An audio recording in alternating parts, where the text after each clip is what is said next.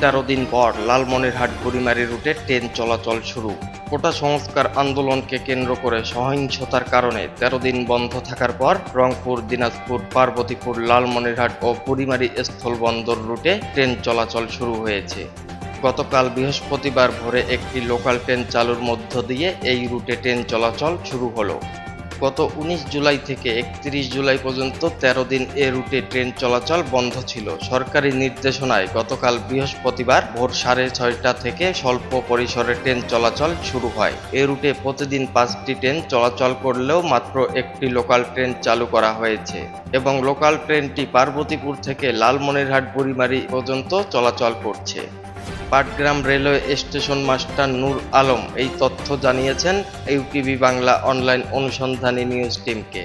তিনি বলেন, গতকাল বৃহস্পতিবার ভোর 6:30টায় দিনাজপুরের পার্বতীপুর রেলওয়ে জংশন থেকে বুড়িমারী স্থলবন্দরের উদ্দেশ্যে বুড়িমারী লোকাল ট্রেনটি ছেড়ে যায়।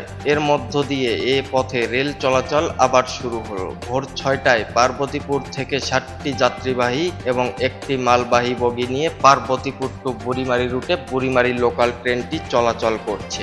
ঊর্ধ্বতন কর্তৃপক্ষের নির্দেশনা ছাড়া আর কোনো ট্রেন চলাচল করছে না বলেও জানান তিনি।